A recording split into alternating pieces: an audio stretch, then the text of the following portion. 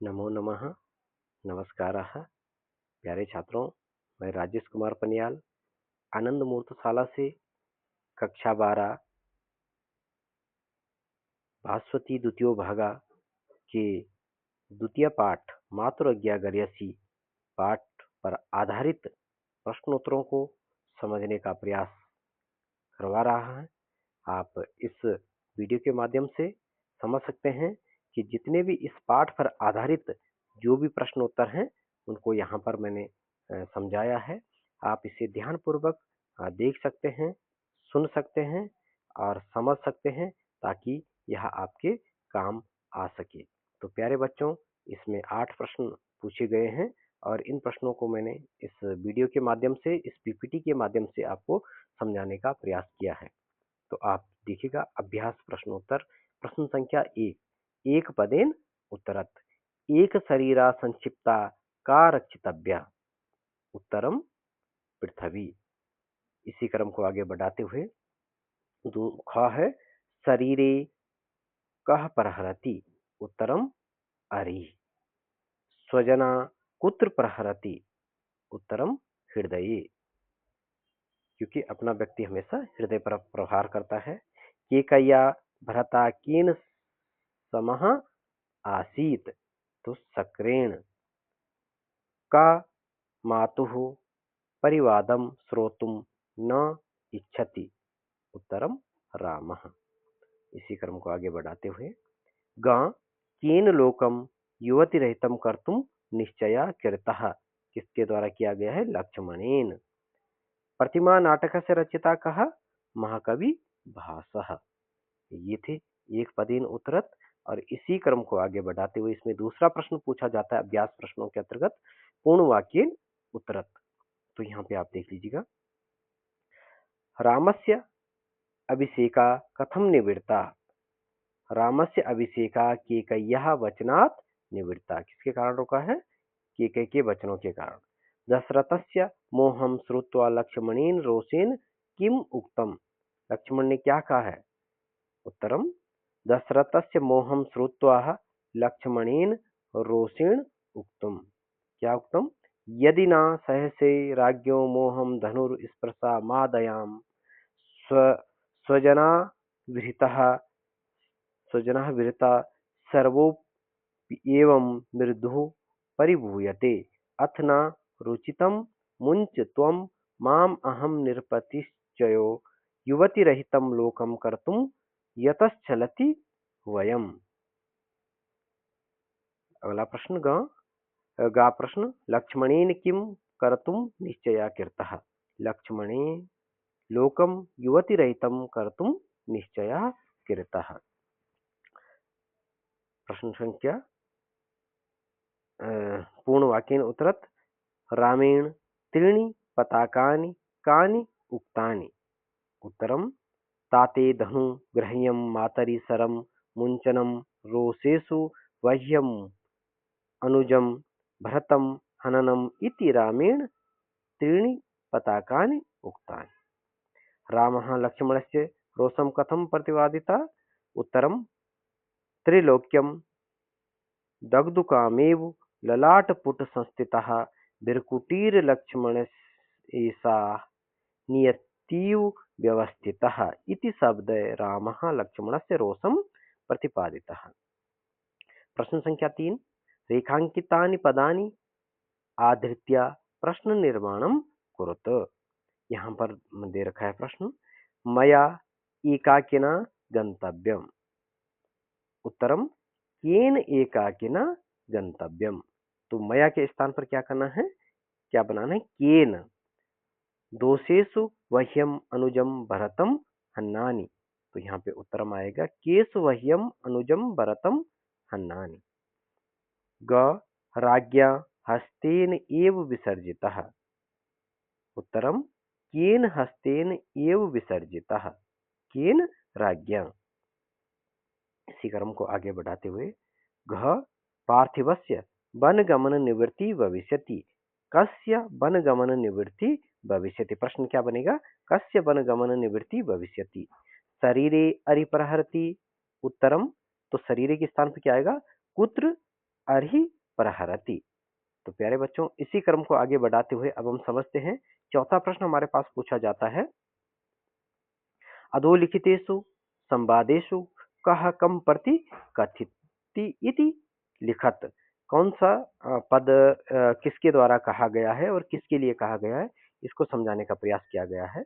संवादः कथयति और प्रति कम प्रति कथिति। तो यहाँ पर देख लीजिएगा, एक शरीरा संक्षिप्ति पृथ्वी रक्षितव्यः, ये किसके द्वारा कहा गया है।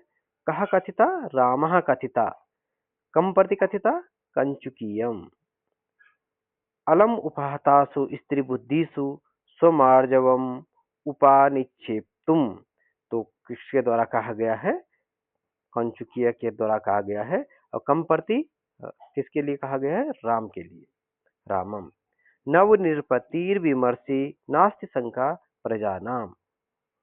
तो किसके द्वारा, राम के द्वारा कहा गया है। और किसके लिए, कंचुकीयम, कंचुकी के लिए द्वारा कहा गया। रोदितव्य काले सौमित्रिण धनुर्गृहीताम, किसने कहा है, सीता ने कहा है। किसके लिए, राम के लिए कहा है। इसी क्रम को आगे बढ़ाते हुए यहाँ पर देख लीजिएगा, ग न शक्नोमि रोषम धारितुम, किसने कहा, लक्ष्मण, लक्ष्मण के द्वारा। और रामम, राम के लिए। एनम उद्देश्य देवतानां प्रणामम क्रियते, यह किसके द्वारा कहा गया, सीता के लिए कहा गया जब राम ने उससे पूछा था। तो यहाँ पर राम के लिए। यत कीर्ते महति कलेसी राज्य मेन मनोरथ। तो ये शब्द जो है लक्ष्मण के द्वारा, ये पंक्ति लक्ष्मण के द्वारा कही गई है और राम के लिए। इसी क्रम को आगे बढ़ाते हुए पांचवा प्रश्न पूछा जाता है, पाठात चित्वा अव्यय पदानि लिखत। पाठ पर आधारित जो अव्यय पद है उनको यहाँ पर लिखने का प्रयास किया गया है। इति, अत्र, अपि, पुरतः, इतः, अथ, कथम, यदि, एवं, इव, कुतः, च, अतः, यत्, हा, हन्ता, अलम, परम, इदानीं, धिक्, न, एव, तत्, आ, यत्, तत्र, खलु, तदानीं, वा, किल, ही, तावत्, मा, समम, एतत्। तो ये इस नाट्यांश में आए गए अव्यय पद हैं। इसी क्रम को आगे बढ़ाते हुए छठा प्रश्न यहाँ पर है, अधोलिखितेषु पदेषु प्रकृति प्रत्ययो पृथक कृत्वा लिखत। यहाँ पर जो प्रत्यय, प्रकृति प्रत्यय हैं उनको अलग करके, उनको पृथक करके लिखना है। तो यहाँ पर देख लीजिएगा, यहाँ पर शब्द आया है परित्रातव्यः, परीक्षोपयोगी शब्द है। परित्रासा जमा तव्यत, श्रोतुम, श्रु जमा तुमन। ये अक्सर परीक्षाओं में पूछा जाता है, परिषदीय परीक्षाओं में पूछा जाता है, बोर्ड परीक्षाओं में। वक्तव्यम, वाच जमा तव्यत, विसर्जितः, वी जमा श्री जमा कत। ये कई बार उत्तराखंड बोर्ड में पूछा गया है, उत्तराखंड परिषदीय परीक्षा में कक्षा 12 में पूछा गया है। रक्षितव्य, रक्ष जमा तव्यत, गतः, गम जमा कत, भवितव्यम, भू जमा तव्यत, भोक्षिता, भुक्ष जमा कत। इसी प्रकार से पुत्रवती और पुत्र जमा वातुप और धारितुम, ध्रि जमा तुमन। तो ये शब्द, सभी शब्द जो हैं कई बार जो हैं किसमें पूछे जाते हैं, परिषदीय परीक्षाओं में पूछे जाते हैं। इन्हीं में से पुस्तक पर आधारित ही पूछे जाते हैं। प्रश्न 7 है, अधोलिखितेषु पदेषु प्रकृति प्रत्ययो पृथक कृत्वा लिखत। यहाँ पर जो है संस्कृत शब्दों इनका जो है वाक्य प्रयोग किया गया है। पदम और संस्कृत प्रयोग, शरीरे, शरीरे बहूनि अंगानि सन्ति, शरीरे बहूनि अंगानि सन्ति, है ना। इस प्रकार से आप जो है इसको क्या कर सकते हैं, अलग अलग उसमें जो है प्रयोग कर सकते हैं। यहाँ पे देख लीजिएगा, प्रहरति, व्याधः छुरिकाया प्रहरति, भरता, ईश्वरः संसारस्य एकैव भरता अस्ति, अभिषेकः, पिता पुत्रस्य अभिषेकः क्रियते, पार्थिवस्य समुद्रपर्यन्तं पार्थिवस्य राजः आसीत्, प्रजानां प्रजा राजा प्रजानां रक्षका भवति। हस्तेन माता हस्तेन पुत्रं ताडयति। धैर्यं धैर्यसागरः युधिष्ठिरः धैर्यसागरः आसीत्। पश्यामि अहं चलचित्रं पश्यामि।